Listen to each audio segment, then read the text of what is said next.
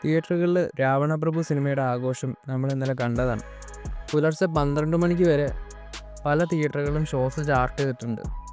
രാവണപ്രഭു സിനിമയുടെ ആദ്യ ദിവസത്തെ കേരള കളക്ഷൻ ഏകദേശം 70 ലക്ഷമാണ്. വൃഷഭ സിനിമയുടെ സ്റ്റോറി ലൈന് എക്സിലൊക്കെ പ്രചരിക്കുന്നുണ്ട്. അപ്പോൾ അതെന്താണെന്ന് നമുക്ക് നോക്കാം.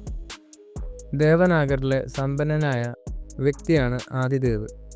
അതായത് വൃഷഭ സിനിമയിലെ ലാലേട്ടൻ പ്രസൻറ്റ് പോർഷനിൽ ചെയ്യുന്ന ക്യാരക്ടറിൻ്റെ നെയിമാണ് ആദിദേവ്. ഒരു ഘട്ടത്തിൽ ആദിദേവ് മുൻ ജന്മത്തിൽ ചെയ്ത ക്രൂരതകൾ അദ്ദേഹത്തിൻ്റെ മകനായ തേജിന് ഓർമ്മ വരുന്നു. കൂടാതെ ഈ ജന്മത്തിൽ സ്വന്തം അച്ഛനെ കൊല്ലുന്നതിന് വേണ്ടി താൻ പുനർജനിച്ചതാണെന്ന് അവൻ അറിയുന്നു.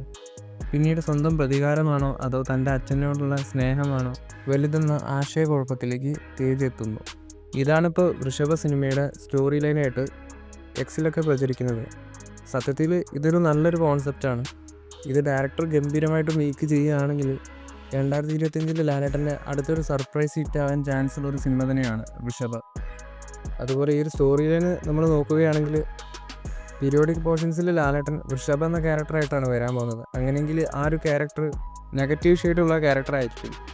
അപ്പോൾ നമുക്ക് പീരിയോഡിക് പോർഷൻസിൽ ലാലേട്ടനെ ഒരു വില്ലനായിട്ട് കാണാൻ പറ്റും. എന്തായാലും ഋഷഭ സിനിമ ഒരു സർപ്രൈസ് ഹിറ്റായിട്ട് മാറട്ടെ എന്ന് തന്നെയാണ് പ്രതീക്ഷിക്കുന്നത്. ഇനി സിനിമയുടെ ട്രെയിലറൊക്കെ വരാനുണ്ട്. അപ്പോൾ അതൊക്കെ കാണുമ്പോഴാണ് സിനിമയുടെ ക്വാളിറ്റി എത്രത്തോളം ഉണ്ടാവുമെന്ന് മനസ്സിലാവുള്ളൂ. കൂടുതൽ ലാലേട്ടൻ സിനിമകളുടെ അപ്ഡേറ്റുകളുമായി അടുത്തൊരു വീഡിയോയിൽ കാണാം.